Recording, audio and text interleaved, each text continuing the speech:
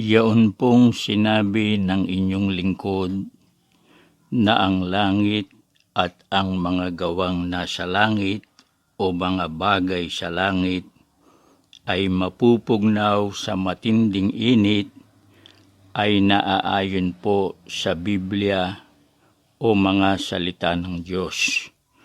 Sapagkat sa ikalawang sulat ni Apostol Pedro sa Kapitulo 3 at talatang 12 ay may ganitong mababasa na ating hinihintay at pinakananasa ang pagdating ng kaarawan ng Diyos, na dahil dito'y ang sangkalangitan na nagniningas ay mapupugnaw at ang mga bagay sa langit ay matutunaw sa matinding init. Doon po sa tekstong Ingles, yung sangkalangitan na nagniningas, ang nakasulat ay heavens being on fire.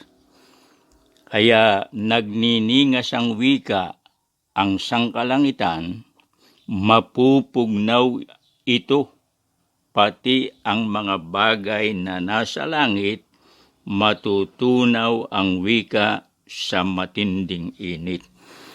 At kung itataas po natin ang pagbasa sa 11, ang lahat ng mga bagay na ito ay mapupugnaw. Lahat daw po ay mapupugnaw o matutunaw.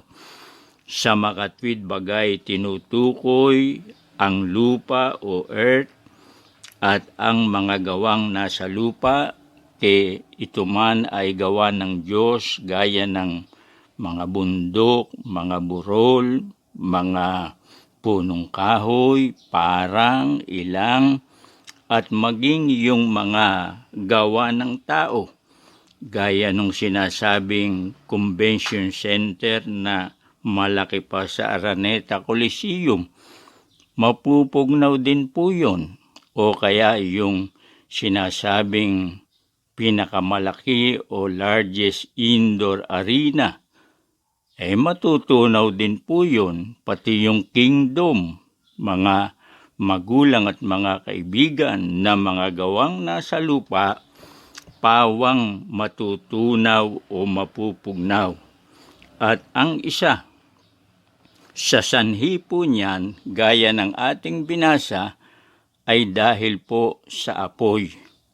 Hindi sa baha wawakasan ang mundo o ang sanlibutan, kundi sa pamamagitan po ng apoy. At ito na po yung kung baga ay the big one.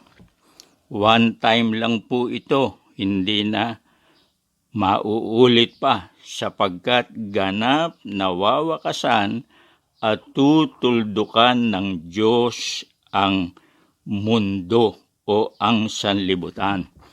End of the world na, gaya nga ng sabi ng iba.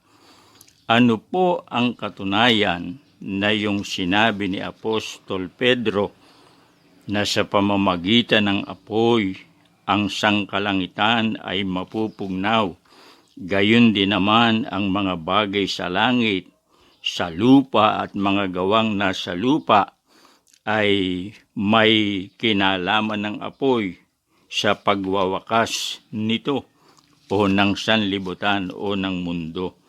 Basahin po natin ang sabi ng Panginoon sa Mateo 13:40. Kung paano ang pagtipon sa mga pangsirang damo at pagsunog sa apoy, gayon din ang mangyayari sa katapusan ng sanglibutan. Yung end of the world ay itinulad po sa pagsunog ang wika sa pansirang damo sa pamamagitan ng apoy. Kung paano ang pagtipon sa mga pansirang damo at pagsunog sa apoy, gayon din naman ang mangyayari sa katapusan ng sanlibutan. Kaya talagang ito na po ang hindi lamang dabiguan, ito na talaga ang pagbibigay ng wakas, ng tuldok, ng katapusan dito sa daigdig na ating kinaroroonan. Mga magulang at mga kaibigan, may makaliligtas po ba rito?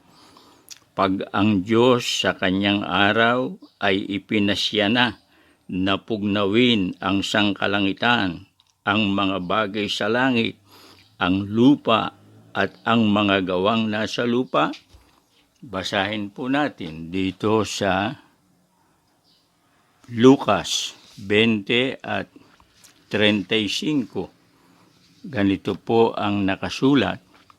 Datapwat ang mga inaaring karapat-dapat magkamit ng sanlibutang yaon. May binabanggit po rito na mga inaaring karapat-dapat magkamit ng sanlibutang yaon. Hindi ba wawakasan na nga yung sanlibutan? Opo. Sa pamagitan ng apoy, ng matinding init? Opo. Bakit may binabanggit pa ritong sanlibutan? Iba po ito. Ito yung binasa ko doon sa Efeso 1:21 at Hebreo 2:5, sanlibutang darating. Kaya nga ang sabi dito, sanlibutang yaon, sabi ng Panginoon, darating pa lang. Meron ang wikang mga aariing karapat-dapat doon.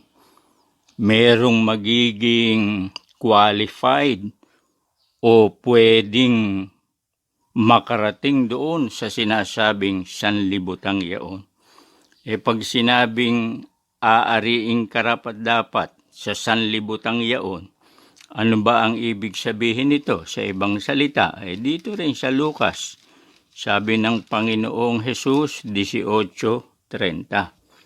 Ganito po ang mababasa, na di tatanggap ng makapupong higit sa panahong ito at sa sanlibutang darating ng walang hanggang buhay.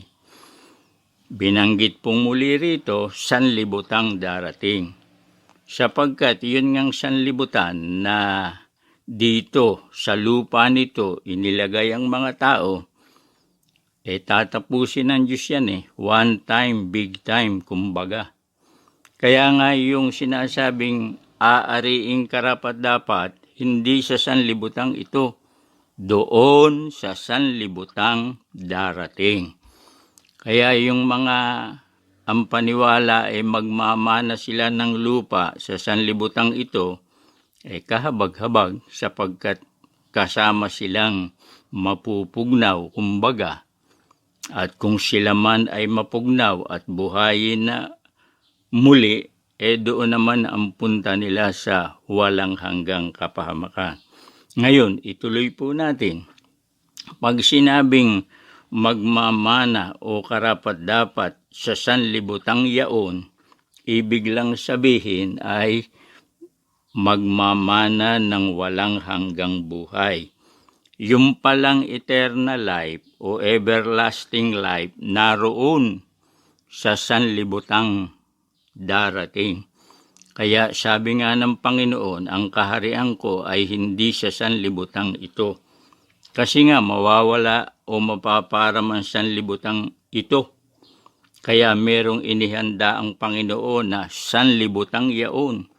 Mayroong aariing karapat-dapat. Mayroong magmamana ng walang hanggang buhay doon sa sanlibutang yaon. Sino po ang mga ito?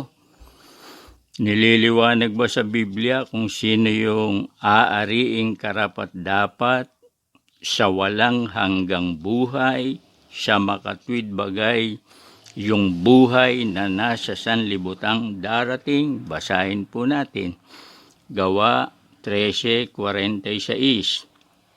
At nagsipagsalita ng buong katapangan si Pablo at si Bernabe at nagsipagsabi, kinakailangang salitain muna ang salita ng Diyos sa inyo.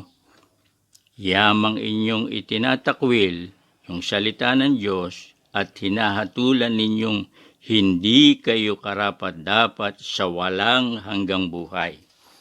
Dito po, pansinin natin na sabi ni Apostol Pablo at ni Bernabe, kailangang salitain muna namin ang salita ng Diyos. Kailangang maipangaral, maituro namin, sabi ni Pablo at ni Bernabe, ang salita ng Diyos. Kung inyong itakwil, kayo na ang humahatol sa inyong sarili, hindi kayo karapat-dapat sa walang hanggang buhay. Pero pag ang tao ay tinanggap, sinampalatayanan, pinanghawakan yung salita ng Diyos na ipinangangaral ni Pablo, karapat-dapat sa walang hanggang buhay. Sa ibang salita, magmamana ng walang hanggang buhay doon sa sanlibutang darating. Yun lamang po ang ibig sabihin nun. May maliligtas sa paggunaw ng Diyos sa mundo. Ito ang mga sasampalataya sa salita ng Diyos na ipinangaral sa pamamagitan ni Apostol Pablo at ng kanyang mga kasama. Sino ang halimbawa ng mga napangaralan ni Pablo na magmamana ng walang hanggang buhay sa darating na sanlibutan o ng sinasabing everlasting life? Ito po, basahin natin. 18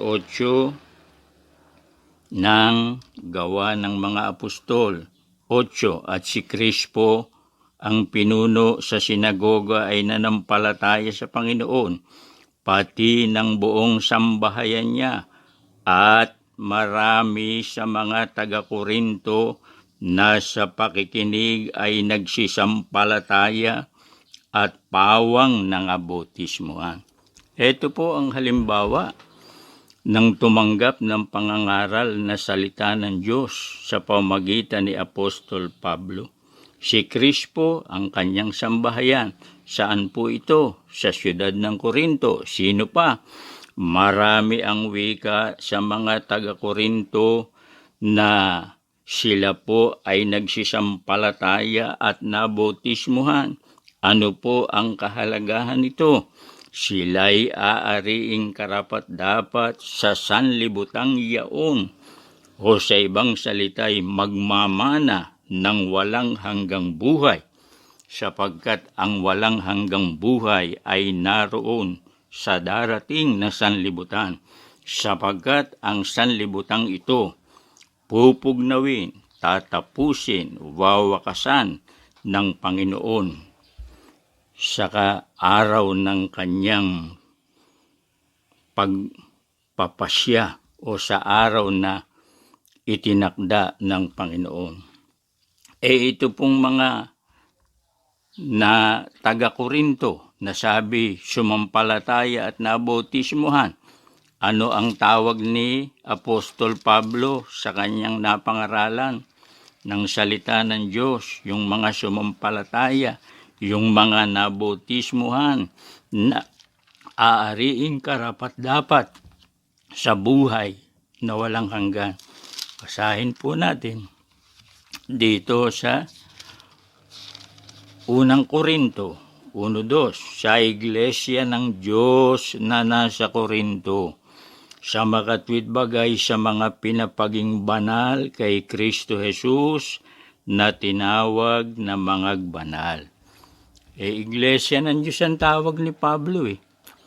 Kaya yung si Crispo at ang kanyang sambahayan at yung maraming mga taga-Korinto na nagsisampalataya, naging mga kapatid yan sa Iglesia ng Diyos o Church of God naging mga mananampalataya na nasa Iglesia ng Diyos, gaya ng sinasabi dito, Iglesia ng Diyos sa Korinto. Ang Iglesia ng Diyos o Church of God, yan din ang sinasabi ni Pablo sa Acts 20:28 na binili o tinubos ng dugo, na kung ating pong narinig ang paghahanay ng mga paliwanag, sila ang mga sumampalataya sa salita ng Diyos, aariing karapat-dapat sa walang hanggang buhay sa makatwid bagay doon sa darating na sanlibutan. Sana po ay naging malinaw sa atin ang ating pag-aaral. Salamat po sa inyong pagsubaybay.